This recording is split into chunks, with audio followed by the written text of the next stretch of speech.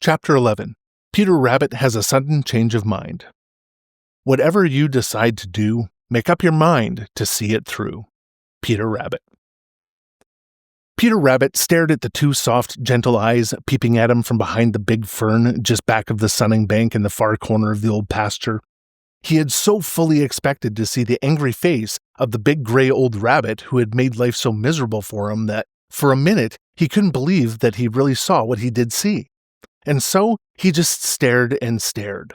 It was so very rude. Of course it was. It was very rude indeed. It's always rude to stare at anyone.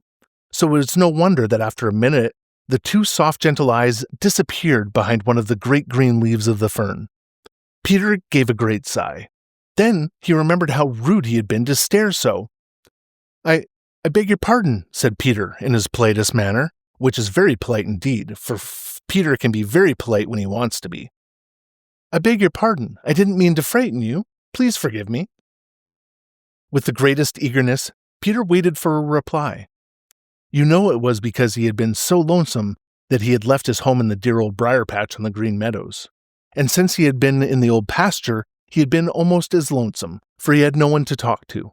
So now he waited eagerly for a reply.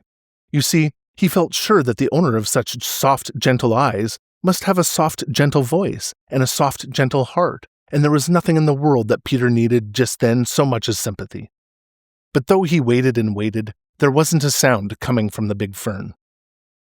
Perhaps you don't know who I am. I'm Peter Rabbit, and I've come up here from the Green Meadows, and I'd like very much to be your friend, continued Peter after a while. Still, there was no sound. Peter peeped from the corner of one eye at the place where he had seen the two soft, gentle eyes, but there was nothing to be seen but the gently waving leaf of the big fern. Peter didn't know what to do. He wanted to hop over to the big fern and peep behind it, but he didn't dare to. He was afraid that whoever was hiding there would run away. I'm very lonesome. Won't you speak to me? Said Peter in his gentlest voice, and he sighed a deep, doleful sort of sigh. Still, there was no reply. Peter had just about made up his mind that he would go over to the big fern when he saw those two soft, gentle eyes peeping from under a different leaf. It seemed to Peter that never in all his life had he seen such beautiful eyes. They looked so shy and bashful that Peter held his breath for fear he would frighten them away. After a time, the eyes disappeared. Then Peter saw a little movement among the ferns, and he knew that whoever was there was stealing away. He wanted to follow, but something down inside him warned him that it was best to sit still. So Peter just sat there where he was and kept perfectly still for the longest time.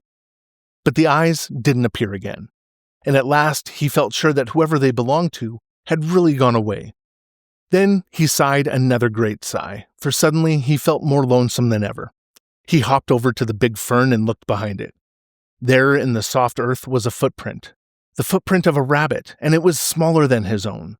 It seemed to Peter that it was the most wonderful little footprint he had ever seen. I believe, said Peter right out loud, that I'll change my mind. I won't go back to the dear Old Briar-patch just yet, after all.